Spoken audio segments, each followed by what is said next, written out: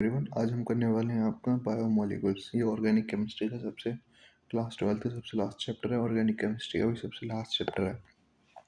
इसे कंप्लीट करने का रीज़न ये है कि ये इजी चैप्टर है, जल्दी हो जाएगा। तो पहले इजी वालों को निपटा लो जिनके हाई वेटेज है, तो ये जल्दी निपट जाएगा और इसमें से मार्क्स भी अच्छे खासे बन जाते हैं। एग्जाम में क्वेश्चन भी इस पर ईजी आते हैं, इसलिए मैं पहले करा रहा हूँ इसे। ओके, आप ध्यान दो प्लीज़। बायोमोलिकुल्स क्या होता है? बायोमोलिकुल स्टडी होती है किसकी? केमिकल प्रोसेस की विद इन लिविंग ऑर्गेनिज्म। मतलब किसी भी लिविंग ऑर्गेनिज्म, जैसे कि हम सब में बायो का मतलब होता है लिविंग ऑर्गेनिज्म और मोलिकुल्स का मतलब केमिस्ट्री। तो बायोमोलिकुल्स क्या होता है? किसी भी लिविंग ऑर्गेनिज्म के बारे में जानना, उसके अंदर जो केमिकल प्रोसेस चल रहे हैं, है ना, जो उसकी बॉडी के अंदर केमिकल प्रोसेस चल रहा है, अगर हम उन्हें जाने तो वही क्या होता है? हमारा बायोमोलिकुल्स। ठीक है। अब बायोमोलिकुल्स के अंदर सबसे पहले हम पढ़ते हैं कार्बोहाइड्रेट्स। क्या पढ़ते हैं? कार्बोहाइड्रेट्स। सिंपल में लगभग कार्बोहाइड्रेट्स होते हैं हाइड्रेट्स ऑफ कार्बन। क्या होते हैं? Hydrates of carbon. और ये याद नहीं रहता तो याद रखना, carbohydrates are poly optical active polyhydroxy aldehyde और कीटोन। क्या बोल रहा हूँ मैं? ऑप्टिकली एक्टिव का मतलब क्या होता है? जो इससे 4 बॉन्ड लग रहे होंगे वो 4 के 4 बॉन्ड्स क्या होंगे? डिफरेंट। ऑप्टिकली एक्टिव का मतलब क्या है? जो इससे 4 बॉन्ड्स लग रहे होंगे वो चारों चार क्या होंगे? डिफरेंट। ठीक है, ऑप्टिकली एक्टिव होता है। ठीक है। अब पॉलीहाइड्रोक्सी का मतलब एक तो एल्डिहाइड ग्रुप में मिलेगा कार्बोहाइड्रेट, और दूसरा कौन सा ग्रुप में मिलेगा? कीटोन ग्रुप में। समझ में आ गया? एल्डिहाइड ग्रुप कैसे दिखता है? सी डबल बॉन्ड ओ, और अगर एक साइड एच हो तो ये होता है एल्डिहाइड ग्रुप, और सी सी सी और डबल बॉन्ड ओ ये हो तो ये क्या होता है? Ketone group. कौन सा होता है? कीटोन। समझ में आ गई? एल्डिहाइड और कीटोन समझ में आया। अब जो जनरल फॉर्मूला होता है कार्बोहाइड्रेट्स का वो क्या होता है? CxH2O, CxH2O, CxH2O। For example C6H2O का होल 6, और यहाँ पे अगर इसको 6 से मल्टीप्लाई करूँ तो C6H12O6। तो इसका एग्जाम्पल है ग्लूकोज का। क्या ये फिट बैठ रहा है फॉर्मूले में? हाँ बैठ रहा है। ग्लूकोज क्या होता है? कार्बोहाइड्रेट। आगे बढ़ते हैं। All carbohydrates are fit in the formula. जितने भी कार्बोहाइड्रेट्स होते हैं फिट होते हैं इस फॉर्मूले, एक्सेप्ट कौन सा फॉर्मूले में फिट नहीं होता? तो वो नहीं होता, डीऑक्सीराइबोस नहीं होते। एग्जाम पूछ जाएगा कि ऐसा कौन सा मॉलिक्यूल है जो फॉर्मूले में फिट नहीं होता पर वो कार्बोहाइड्रेट होता है? तो वो कौन सा होता है? डीऑक्सीराइबोस, जिसका फॉर्मूला क्या होता है? C5H10O4। C5H10O4। यहाँ तक कोई दिक्कत है? क्या बताया मैंने अभी तक? बायोमोलिकुल्स क्या होता है? Study of molecules, study of chemical process with living organisms. Carbohydrates क्या होता है? Hydrates of carbon. ठीक है। Carbohydrates are optically polyhydroxy aldehyde group में मिल सकते हैं और कीटोन ग्रुप में मिल सकते हैं। कार्बोहाइड्रेट्स का फॉर्मूला CxH2O का होल भाई, है ना। इसमें कौन फिट नहीं बैठता? और डीऑक्सीराइबोस। कौन नहीं बैठता? डीऑक्सीराइबोस। आगे बढ़ते हैं।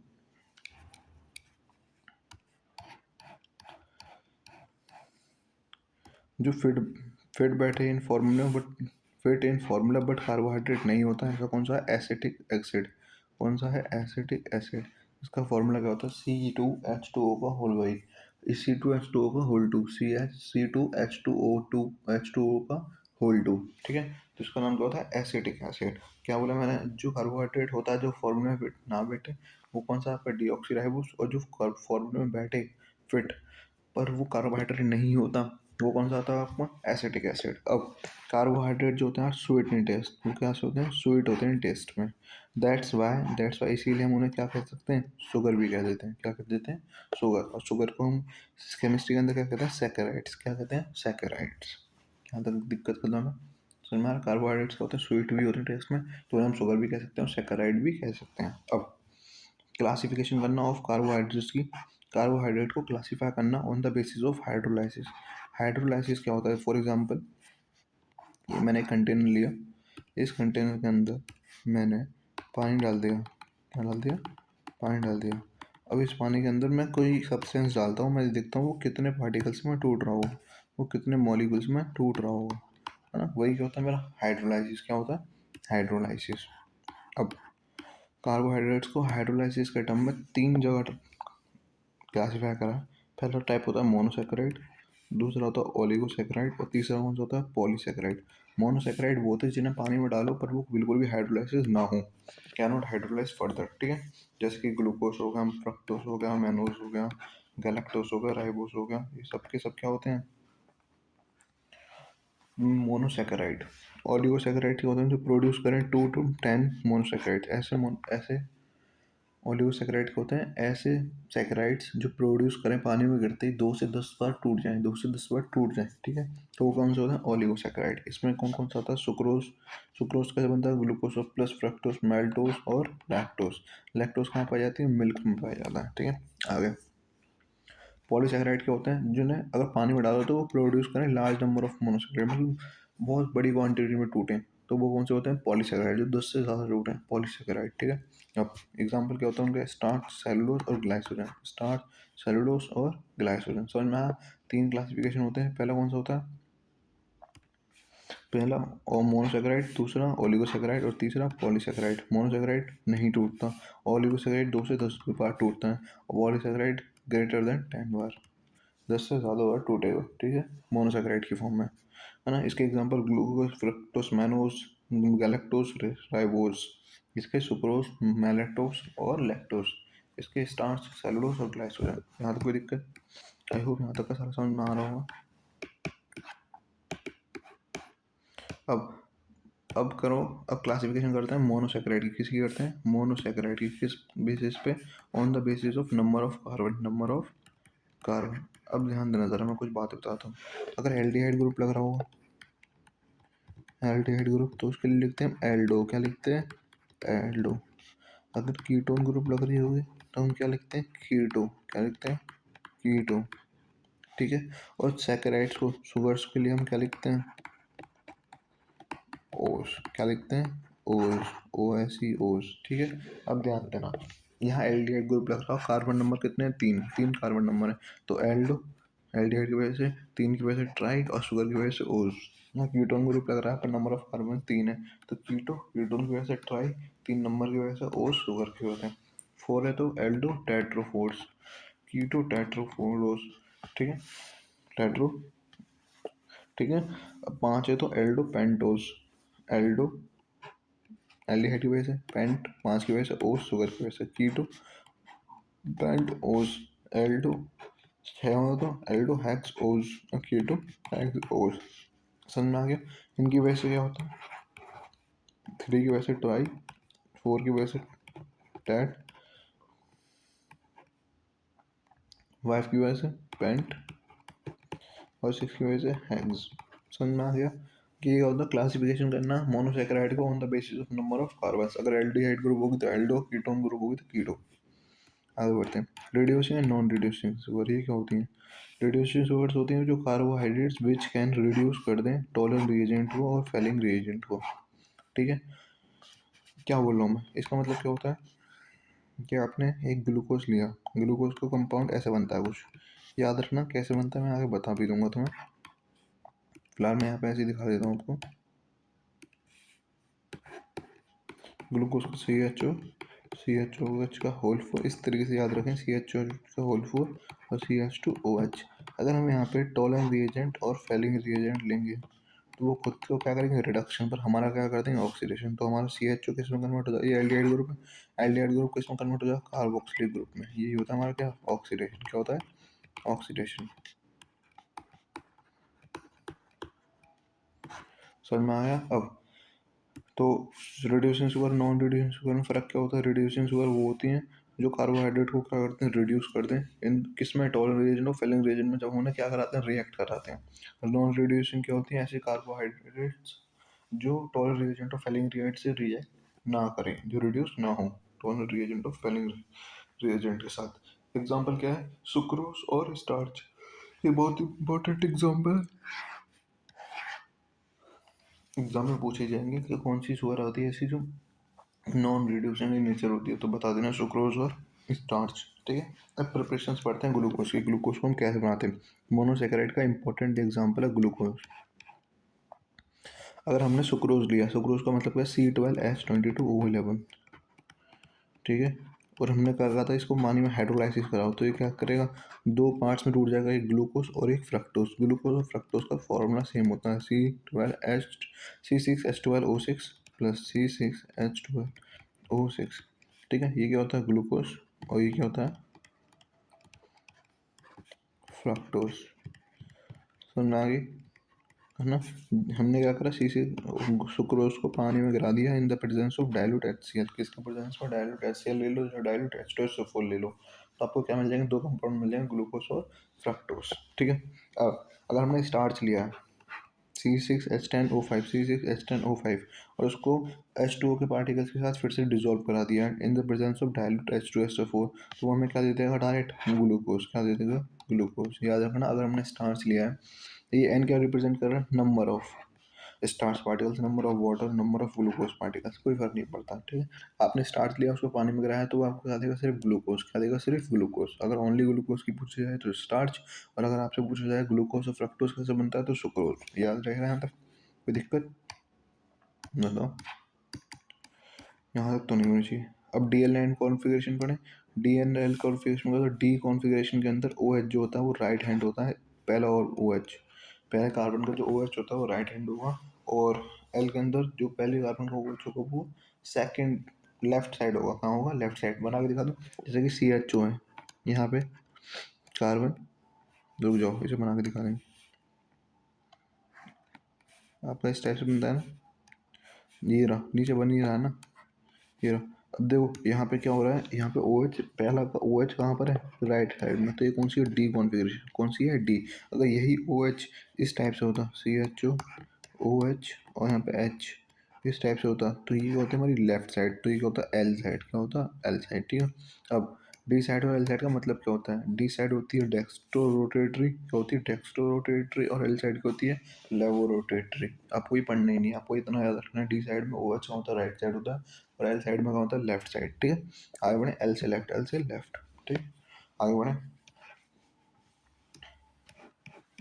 अब साइक्लिक स्ट्रक्चर ऑफ ग्लूकोज से पहले ये आप चेन को स्ट्रक्चर पढ़िए, CHO, फिर यहाँ पे COH, और COH। अब ध्यान देना, ये होता है एल्डिहाइड ग्रुप ग्लूकोज का, फिर कार्बन, फिर OH, फिर H, फिर इसका OH को अपोजिट ले जाओ, फिर OH, फिर H, फिर इसको अपोजिट ले जाओ, OH, ध्यान देना, OH, OH, अब इसको सेम ले जाओ, OH, OH, और लास्ट में CH2OH। ये तो आपको पता ही है, क्या करना है आपको, CHO, फिर OH, फिर इधर साइड ले जाओ, पहले पहले राइट हैंड में लेगा तो आपके लेफ्ट में OH, और फिर दोनों ही राइट में। बात क्लियर है, OH इसको याद रखो बस, बना दो क्या, बना दो ना ये। ठीक है, अब कायरल कार्बन कितने होते हैं इसमें, all four bonds of carbon are different. जो चार बॉन्ड्स है कार्बन की वो क्या है, डिफरेंट। फॉर एग्जांपल ये देखो, इधर साइड एल्डिहाइड ग्रुप है, इधर साइड हाइड्रोजन, इधर साइड OH, और इधर साइड एक लंबी चेन है चार मॉलिक्यूल्स की। ठीक है, चार कार्बन मॉलिक्यूल्स की, इस टाइप से ये ये ये और ये चारों के चारों के पास क्या है, डिफरेंट बॉन्ड्स। क्या है, डिफरेंट बॉन्ड्स। ठीक है, आगे बढ़ते हैं। इस स्ट्रक्चर को याद रहेगा ना, OH, OH, OH और OH। अब इसी स्ट्रक्चर को हम साइक्लिक में कन्वर्ट कर दें, तो साइक्लिक में कुछ इस टाइप से बनता है, ध्यान रखें। O, ठीक है, यहाँ पे H, OH हो सकता है,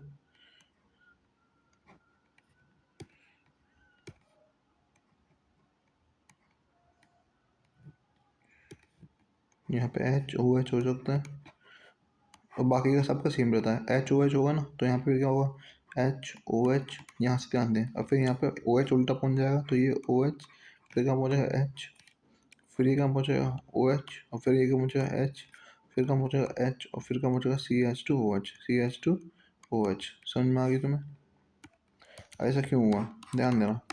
अब इसको कैसे याद करते हैं, देखो ये तो पूरा सबका सेम रहेगा, HOH, फिर OH इधर पहुँच जाएगा, फिर इधर पहुँच जाएगा, फिर ऊपर क्या हो जाएगा, CH2OH। अब ध्यान देना ये ऐसा क्यों होता है, सबसे पहले बताता हूँ। अल्फा से याद रखना औलाद, अल्फा से क्या याद रखना, औलाद। औलाद देखो, दारू पीती है OH, तो दो वक्त पीती है, तो मतलब OH नीचे। बी से याद रखना बाप, बाप का भाई दारू पिएगा तो नॉर्मल पी लेगा, तो वो OH कहाँ रहेगा, ऊपर कहाँ रहेगा, ऊपर। ठीक है, OH वो आराम से पीते हैं ऊपर, हम दो वक्त पीते हैं, समझ में? पीते तो हम भी नहीं। एनोमर्स क्या होते हैं, वो साइक्लिक फॉर्म ऑफ ग्लूकोज जो डिफरेंट हो सिर्फ in configuration of OH। OH के मामले में डिफरेंट हो, वो भी कहाँ पे, कार्बन नंबर 1 पे। फॉर एग्जांपल ये अल्फा डी ग्लूकोज और बीटा डी ग्लूकोज, ये दोनों के दोनों कहाँ पे डिफरेंट है, कार्बन नंबर 1 पे डिफरेंट है।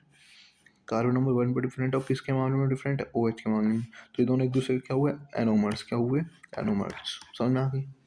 एपीमर्स क्या होते हैं, those compounds which are formed by changing configuration across only one chiral carbon। क्या, ऐसे कंपाउंड्स बनना जो पूरे का पूरे स्ट्रक्चर सेम रहता है, बट कोई एक कार्बन की कॉन्फ़िगरेशन, मतलब एक कार्बन की जो बॉन्डिंग होती है वो डिफरेंट हो जाती है, तो वो क्या होता है हमारे एपीमर्स। क्या होते हैं, एपीमर्स। एपीमर्स क्या होते हैं, पूरा का पूरा स्ट्रक्चर सेम रहेगा, बस एक किसी कार्बन की बॉन्डिंग क्या हो रही होगी, डिफरेंट। ठीक है। अब ग्लूकोज और मैनोस क्या होते हैं एक दूसरे के, C2 एपीमर्स, मतलब कि पूरा स्ट्रक्चर सेम होगा, बस C2 कार्बन पे छोटा सा चेंज होगा।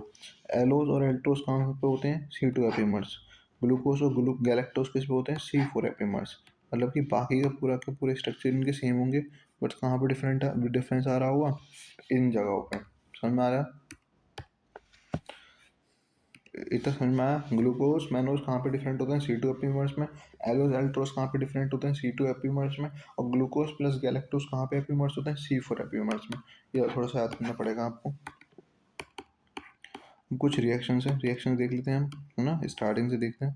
सबसे पहले ये देखते हैं, अगर आप ग्लूकोज को, ध्यान दीजिए प्लीज़, पहली रिएक्शन, अगर आप ग्लूकोज को रिएक्ट कराते हो HI से, कैसे रिएक्ट कराते हो, HI से, तो वो क्या बनेगा आपको, एन हेक्सेन, एक लॉन्ग चेन दे देगा। CHO का होल फॉर CH2OH, ये ग्लूकोज होता है।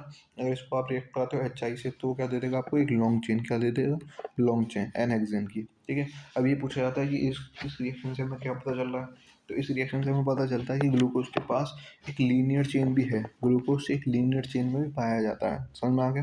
अब ध्यान दें आगे, नेक्स्ट क्या है, CHOH का होल फोर और CH2OH। अब यहाँ पे हमने क्या रिएक्ट करा है, NH2OH प्लस NH2OH। अब ध्यान देना क्या होता है, इसका इसका H2 और इसका ऑक्सीजन, दोनों को दोनों क्या करते हैं, निकल जाते हैं। क्या निकल के, H2O। क्या निकाल के, H2, तो बचा क्या, CH। ये CH ऑक्सीजन कितने बना, डबल, तो डबल किसके साथ बनाएगा, नाइट्रोजन के साथ, तो NOH। समझना, बाकी का पूरा सेम रहता है। समझना, NH2OH का H2 और CHO का ऑक्सीजन, ये दोनों क्या करते हैं, एक दूसरे के साथ निकल जाते हैं, तो यहाँ पे क्या बन जाता है, CH double bond NOH, CH double bond NOH। अब ग्लूकोज के अंदर अगर आप Br2 वाटर डाल देते हो, Br2 वाटर, तो वो क्या करता है, इसको ऑक्सीडेशन करा देता है, इसका क्या करा देता है, ऑक्सीडेशन। तो एल्डिहाइड से किस में कन्वर्ट कर देगा, कार्बोक्सिलिक एसिड में। जब भी ऑक्सीडेशन कराना होता है तो हम एल्डिहाइड से किस में कन्वर्ट कर देते हैं, कार्बोक्सिलिक एसिड में। ठीक है। ये तो हो गया Br2 वाटर के साथ। अगर कंसनट्रेटेड HNO3 ले लिया, अगर कंसनट्रेटेड HNO3 ले लिया, तो ऑक्सीडेशन नहीं होता है, बट ज़्यादा हो जाता है इस बार। तो इस बार COOH ऊपर भी रहेगा और COOH नीचे भी रहेगा। ध्यान दूंगा, जब COOH सिर्फ ऊपर हो तो ग्लूकोनिक एसिड, और जब COOH ऊपर और नीचे दोनों साइड हो तो सैकरिक एसिड। बात समझ में आ रही है, कोई दिक्कत। हम्म। अब ये देखना, एसिटिक एनहाइड्राइड, एसिटिक एनहाइड्राइड का फॉर्मूला क्या होता है, CH3C double bond O Cl। अगर मैं इसे रिएक्ट कराऊँ ग्लूकोज से, तो ग्लूकोज कैसे दिखता है मेरा, CHOH का होल फोर और CH2OH, ऐसे तो दिखता है। अब ध्यान देना, यहाँ पे जो हाइड्रोजन है इसके साथ ही क्लोरीन निकल जाएगा, बाकी का पूरा यहाँ पे एज इट इज लग जाता है। यहाँ पे जो हाइड्रोजन है इसके साथ भी क्या लगेगा, क्लोरीन निकल जाएगा, बाकी का पूरा एज इट इज लग जाता है। समझ में आ गया यहाँ तक, कोई दिक्कत। समझ में आ रहा है, यहाँ पे भी सेम हाइड्रोजन के साथ क्लोरीन निकल जाएगा, बाकी का पूरा एज इट इज लग जाएगा। समझ में आ रहा है, बात क्लियर है ना, क्योंकि हाइड्रोजन और क्लोरीन क्या बनाते हैं, एक दूसरे के साथ बॉन्ड, और बाकी का पूरा यहाँ पे ऐसे ही लग जाता है। कोई दिक्कत नहीं है। अब CHO का फोर CH2OH को अगर हम रिडक्शन कराएं, क्या कराएं, रिडक्शन ऑफ ग्लूकोज, रिडक्शन कराएं ग्लूकोज का किसकी प्रेजेंस में, H2NI और NaBH4, H2NI और NaBH4।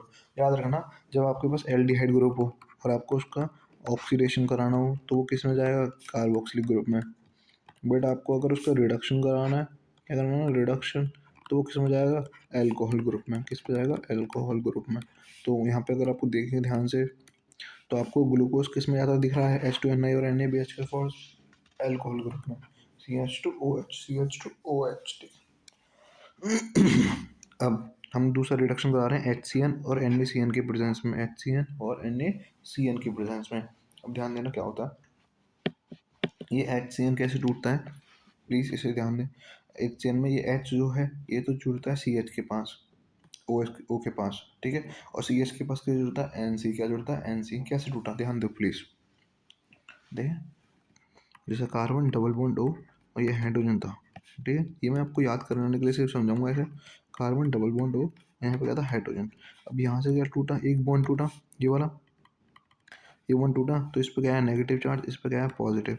HCN है, HCN को तोड़ो तो H के पास क्या है, पॉजिटिव, CN के पास क्या है, नेगेटिव। नेगेटिव वाला कहाँ जाएगा, पॉजिटिव के पास, तो इस कार्बन के पास चला गया। पॉजिटिव वाला कहाँ जाएगा, नेगेटिव के पास, तो ये ऑक्सीजन के पास चला गया। तो ऑक्सीजन के पास H लग गया और CH के पास NC लग गया। समझ में आ गया यहाँ तक, कोई दिक्कत?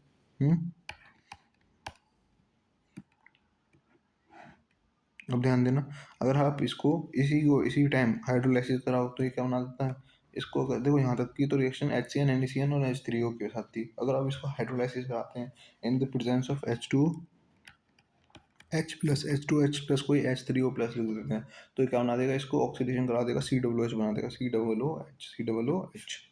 क्या यहाँ तक कोई दिक्कत है, बताओ बताओ। ये सारी रिएक्शंस कंप्लीट हो गई, ये पढ़ना। अब हम पढ़ते हैं न्यूक्लिक एसिड। न्यूक्लिक एसिड क्या होते हैं, आपने पढ़ रखे हैं, बचपन से पढ़ रहे हो। न्यूक्लिक एसिड दो टाइप के होते हैं, DNA और RNA। DNA का मतलब क्या होता है, डीऑक्सी राइबो न्यूक्लिक एसिड, और RNA का मतलब क्या होता है, राइबो न्यूक्लिक एसिड। DNA का मतलब डीऑक्सी, इसका मतलब क्या होगा, इसमें ऑक्सीजन प्रेजेंस होगी। राइबो में, राइबो न्यूक्लिक एसिड मतलब ऑक्सीजन नहीं होती। अब आपको याद कर रखना, DNA में AGCT होता है, AGCT बेस होता है। कौन से होते हैं, AGCT।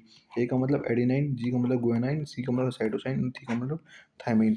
AgCU, देखो AgC यहाँ भी सेम है, AgC यहाँ भी सेम है, बस यहाँ पे डिफरेंस क्या था, यहाँ AgC होता है और यहाँ पे AgCU होगा, ठीक है। टी का मतलब थायमीन और यू का मतलब यूरेसिल। तो AgCT कहाँ होता है, DNA में, और AgCU कहाँ पे होगा, RNA में। यहाँ पे कोई दिक्कत है? अब आपको ये एक बार देख जरूर लेने हैं, ध्यान देना प्लीज़। अगर आपका NH, अगर ये पूरा पूरा ऐसे कंपाउंड है, कंपाउंड कैसा है ये इस पर ध्यान मत देना, बट अगर साइड चेन आपकी NH2 की और ऑक्सीजन की निकल रही हो, NH2 और ऑक्सीजन की अगर साइड चेन हो, तो ये क्या होगा, साइटोसाइन। क्या होगा, साइटोसाइन। बात समझ में आ रही है, क्या होगा, साइटोसाइन। आगे बढ़े। अगर आपकी चेन सिर्फ ऑक्सीजन की निकल रही हो तो ये क्या होगा, यूरेसिल। क्या होगा, यूरेसिल। अगर आपकी चेन CH3 और ऑक्सीजन की निकल रही हो तो वो क्या होगा, आपका थायमिन। क्या होगा, थायमिन। अगर आपकी चेन CH3 और ऑक्सीजन दोनों की निकल रही है तो थायमिन। इस तरीके से याद रखें।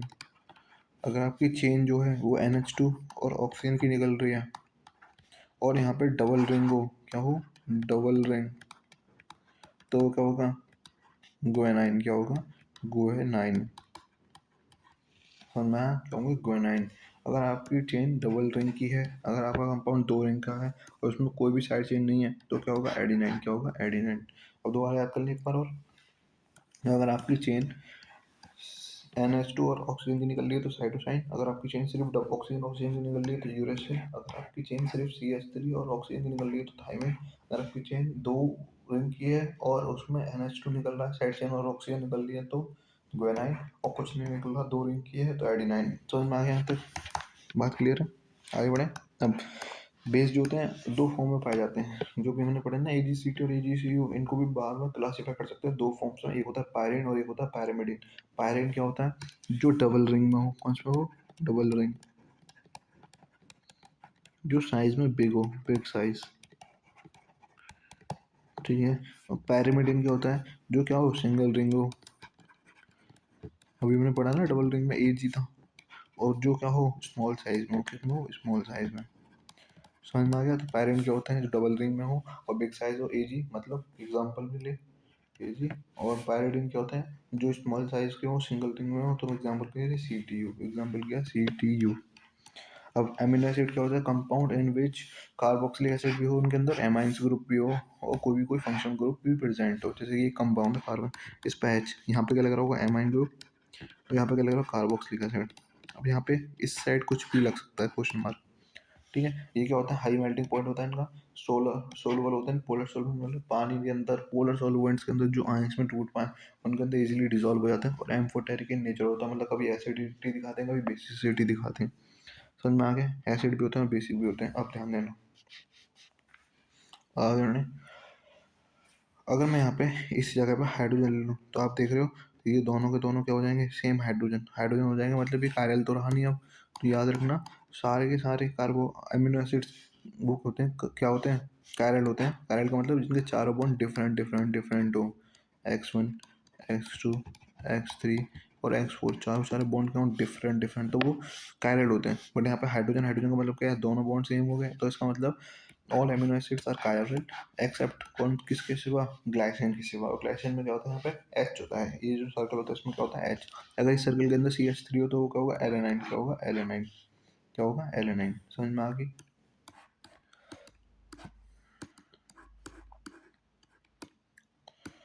प्रोटीन, प्रोटीन क्या होता है, प्रोटीन और पॉलीमर होते हैं और अमीनो एसिड के। अभी जो हमने अमीनो एसिड पढ़े हैं उन्हीं को अगर आपस में जोड़ दिया जाए तो वो क्या बनाते हैं, प्रोटीन का एक स्ट्रक्चर बना देते हैं।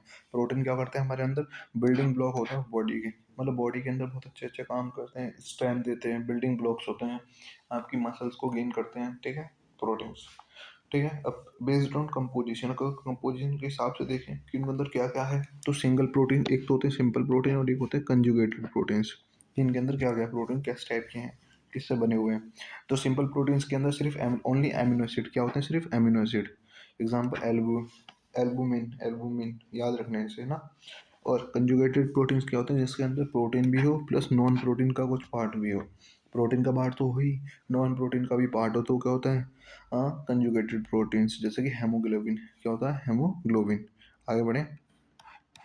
अब बेस्ड ऑन शेप्स के हिसाब से देखें कैसे दिखते हैं, तो एक तो फाइब्रस प्रोटीन और एक होता है ग्लोबुलर प्रोटीन। फाइब्रस प्रोटीन में क्या होता है, लॉन्ग थ्रेड लाइक स्ट्रक्चर होता है इसका। कैसे होता है, पतले धागे की तरह होता है, इनसोलुबल होता है, ये पानी में सोलुबल नहीं होता। ठीक है, अनसोलुबल मतलब घुलता नहीं है। एग्जाम्पल क्या है इसका, कैरेटिन। क्या है कैरेटिन, कैरेटिन कहाँ यूज होता है, बालों में यूज होता है, अगर आपने सुना हो कभी। ग्लोबुलर कहाँ होता है, स्पेरिकल शेप होता है इसका। उसका क्या था, पतले तार की तरह थे, पतले पतले तार की तरह, धागे की तरह। और इसका कैसा होता है, स्पेरिकल।